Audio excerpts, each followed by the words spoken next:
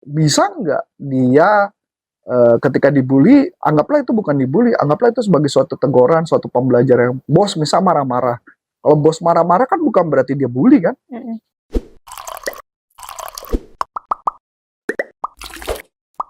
Sebelum Anda lanjut nonton video ini, silakan Anda subscribe, like, dan share kepada teman-teman Anda sehingga channel ini bisa bertumbuh. Halo NLPers, balik lagi sama aku Aulia di YouTube channel Coach Antoni Syarif yang akan membahas ilmu NLP dalam bisnis.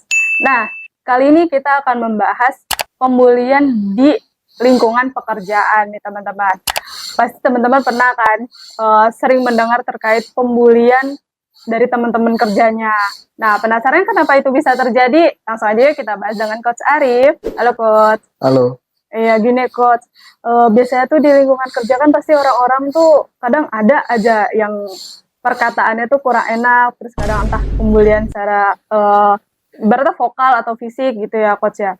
Nah, itu kenapa sih Coach bisa terjadi pembulian gitu Coach? Sebenarnya gini sih, pengertian istilah bully itu kan terjadi karena orang yang menciptakan bahwa merasa badannya dibully. Tapi kalau sebenarnya gini loh contoh lah, ya kita nggak usah jauh-jauh lah, kita mulai dari yang paling gampang deh, Adi lah yang masuk yang kategorinya muda tapi pernah kerja di tempat lain. Pernah nggak lo dibully, Di? Dibecandain sama teman-teman, bercanda yang gila-gila? Pernah ya? Kira-kira apa yang dibiasain diledekin? Ya paling tanda kayak celana atau baju gitu sih Pak. Celana, baju, dan berulang. Nah, suku pernah nggak? Oh itu paling. Nah, tuh kan. Nah, jadi pertanyaan yang menarik adalah itu sudah ada di zaman Adi kerja. Adi kerja pertama kali tahun berapa? 2013. Itu sudah ada, tapi itu nggak pernah jadi masalah. Dan lucunya baru masalah di 2024 aja, 2023, 2024. Dan pertanyaan menarik adalah, ada nggak pembulian di zaman saya? Ya ampun, ada kali. Dari pasti paling nggak suku gitu kan ya. Terus paling nggak dikatain apa, rambut tuh sering. Oh, rambut saya dulu dikatain rambutnya bisa mecahin balon. Nah ya makanya, jadi maksudnya hal-hal itu merupakan bagian dalam bekerja yang kitanya juga, yang penting jangan baper gitu loh bahasa saya sih. Ya kalau pakaian saya nggak pernah. Oh pernah pakaian misalnya kemeja itu kan punya kelemahan ya. Kalau lama-lama dipakai kan apa namanya, belakangnya itu kainnya hitam terus dan benangnya copot-copot ya. Nah itu pernah digeledekin saya. Nggak tahu, Adi pernah? Iya Pak, Sama ya? Iya, terus zaman sekolah apalagi. Tuh, miskin banget tuh, baju robek-robek kayak gitu. Ya memang gue punya itu doang, mau diapain? Ya enggak? Iya. Lah ya itu kan merupakan apa ya namanya, pembulian itu pasti terjadi lah. Jadi contoh lagi misalkan, kalau gue sih nggak pernah ngalamin misalnya. Jadi misalkan orang mukanya kulitnya gelap gitu, atau mukanya jerawatan, itu pasti kan jadi bahan sasaran bully. Iya. Lah, ya itu. Jadi kalau menurut saya, balik lagi, ini masalah dari konsep di kantor tersebut. Tapi kalau harassment atau namanya pelecehan, nah saya baru tidak setuju. Pelecehan, contoh, pelecehan ya. Pelecehan, misalnya megang pak gitu. Nah, itu pelecehan. Misalkan ya contoh, peluk-peluk. Itu pelecehan tuh, buat orang tertentu kadang nggak nyaman. Gitu ya.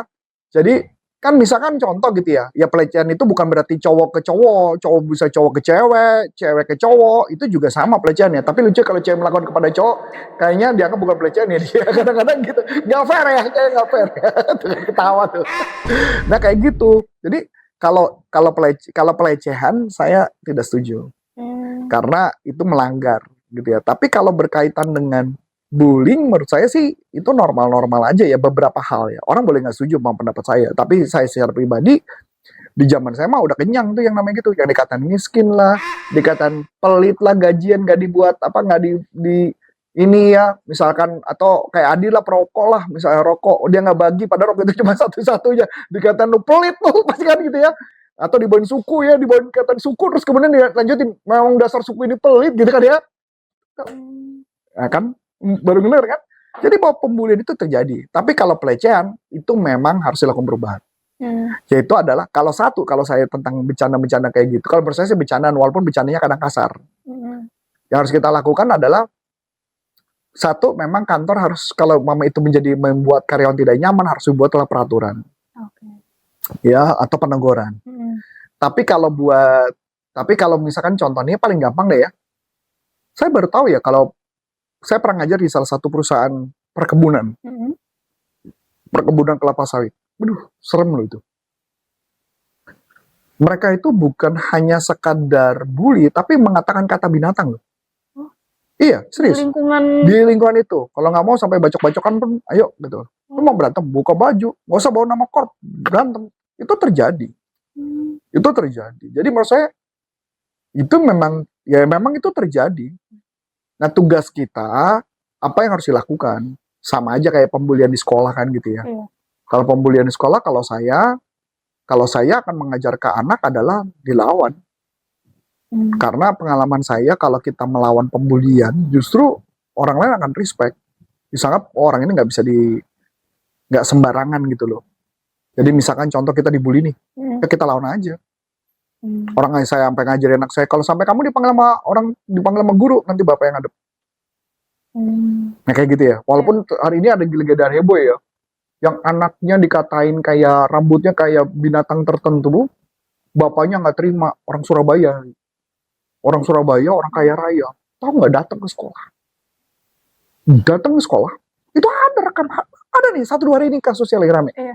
Yang disuruh. Ya, lu nunduk, Hmm. nyemah, bongong, gitu kan? Hmm. Oh iya. Hmm. Ya memang anak-anak sekarang ya rapuh ya. Harusnya masalah anak mah anak aja biarin. Kalau bapak orang tua biasanya kita cuma negor. Kalau zaman dulu, kalau ketika anak melakukan kesalahan, kita datang ke rumah orang tuanya dan kita ngomong, anak bapak melakukan ini. Ya nanti kita ajarin. Ya udah kita serahkan orang tua yang ngajarin dia. Jangan kita, misalkan kalau kita dikatakan rambutnya kayak binatang tertentu, kita cukup datang aja. Pak, anak bapak mau mengatakan kalimat ini, Pak. Jadi anak saya itu akhirnya jadi depresi, Pak. Tolong Pak ajarin. Nah kita bisa ngajarin kan? Dia nggak perlu sampai datang ke sekolah suruh nyembah dan ya walaupun akhirnya karena kasusnya kata diterusin pakai pengacara dan kayaknya memang mau dituntut orang yang melakukan itu. Karena itu cukup kasar ya, terjadi perlakuan kasar. Tapi menurut saya gitu sih. Jadi kalimatnya balik lagi bully. Efek bully itu satu. Kedua, kalau buat orang yang dibully, bisa nggak dia menganggap itu sebagai suatu bercandaan?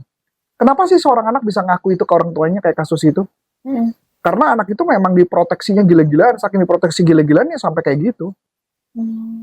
Kalau saya misalkan, atau istri saya deh contoh, kalau anak kita diapain gitu ya, kita dengerin, kita ajarin ke anak kita apa yang harus dilakukan. Ya bukan anak kami berdua nggak pernah dibully, pernah. Istri saya juga bisa nangani, tapi kan nggak perlu orang tuanya datang kemudian ngajakin berantem satu sekolah, nggak perlu. Menurut saya hadapin aja, karena menurut saya pembulian itu adalah, menurut saya, persiapan dia ketika menghadapi dunia nyata. Karena dunia real itu, dunia nyata itu tidak memang orang tua mau hidup sampai umur berapa? Sampai kamu kakek-kakek. Orang tua mau hidup untuk memproteksi. Nggak bisa. Dan pengalaman saya pernah menangani beberapa kasus gangguan psikologi karena orang tua terlalu melindungi seperti itu, anaknya jadi rapuh banget. Iya, dan itu bisa kena gangguan jiwa. Nah, balik lagi ya, gangguan jiwa artinya gangguan mental karena nggak tahan bulinya itu. Nah, jadi balik lagi kalau buat kita itu satu. Yang kedua, peraturan perusahaan seperti itu. Yang ketiga yang kita bisa lakukan adalah ketika dibully, si orang itu harus bisa nggak dia ketika dibully, anggaplah itu bukan dibully, anggaplah itu sebagai suatu teguran, suatu pembelajaran. Bos misal marah-marah. Kalau bos marah-marah kan bukan berarti dia bully kan? Nah kan tujuan perusahaan kan kan gampang sederhana nih ya, kalau bos yang marah-marah. Ya kalau mama perusahaan itu masih membutuhkan dia, ya kan? Ya berarti kan ditegur sama bos. Nah kalau dia nggak butuh kan, ya udah kamu keluar aja, betul loh. Ya kan gampang. Selama masih ada peneguran berarti bos masih berharap sama kamu. Tapi kalau bos sudah nggak negor, tanda-tanda pecat itu bisa jadi. Bener dong? Masuk akal? Ya, jadi maksud saya gitu, kayak kasus-kasus bully ya, walaupun ya kita yang menerima bully harusnya menganggap bahwa itu sebagai suatu, kitanya frame-nya apa ketika kita dengar itu. Antara itu emang bercandaan aja atau memang itu kayak bikin takut atau bener-bener kayak Takut sih enggak lah, kecuali pelecehan. Kalau takut itu kan pelecehan dong. Kalau pelecehan misalkan lu dipegang-pegang, itu pelecehan dong. Kita kan jelas clear ya. Iya. Kalau bully kan bukan dipegang-pegang, tapi dikatain gitu loh. Namanya bully. Bukan dijama-jama ya. Kalau Adi dijama-jama mah dia terima. Rasanya jamanya belah jenis, bukan sama jenis. Tapi khususnya gitu loh konteksnya. Konteksnya. Tapi kalau menurut saya gitu sih. Jadi kalau saya paling suka, ada satu metode yang saya suka. Sebenarnya metodenya ini metodenya punya bukan NLP sih. Tapi ini metodenya stoisme. Keren banget. Nah, nama metodenya adalah namanya insulting pacifism. Insulting pacifism. Jadi metodenya itu adalah Anda mendowngrade diri Anda, sehingga orang yang bercanda bilang, gue capek lah, gue ngomong malu gitu. Cara dia mendowngrade dirinya gila-gilaan. Insulting pacifism. Dan saya memakai teknik gitu. Khususnya buat orang yang bully saya di sosial media dan sebagainya. Pasti gue akan melakukan insulting pacifism. Misalnya contoh kayak gini. Ketika misalnya dikatakan, dasar kamu tuh bodoh banget gitu kan ya. Dasar kamu bodoh banget. Kita bisa bilang, oh thank you ya, udah dikatakan bodoh, terima kasih. Ini udah ada kemajuan sih. Dulu mah bukan hanya bodoh, tapi gue goblok lah memang. Nah itu insulting pacifism, karena kita membuat turun level lebih rendah lagi. Dan orangnya abis itu, gue capek deh gue ngomong sama lo. Ya sudah, so what? Misalnya dia mengatakan kata-kata kalimat binatang misalkan, dasar kamu binatang atit gitu kan ya. Anda bilang, aduh luar biasa. Saya udah dikatakan binatang itu binatang yang sangat disayangi oleh banyak orang ya. Berarti saya dicintai ya. Masuk akal? So, apa yang bisa menjatuhkan kita? Tidak ada. Hanya kita yang membuat diri kita terluka. Itu aja. Oh, iya benar-benar. Nah, mungkin gitu dulu nih teman-teman untuk pembahasan kali ini. Kalau teman-teman ada pertanyaan seputar topik ini atau ada pembahasan apa nih yang menarik untuk kita bahas ya Coach ya, boleh langsung tulis di kolom komentar ya. Cukup sekian dari aku Aulia. Dan saya Coach Antoni Syarif mengucap banyak terima kasih, sukses buat Anda dan sampai jumpa NLP for Business untuk Indonesia. Bye-bye.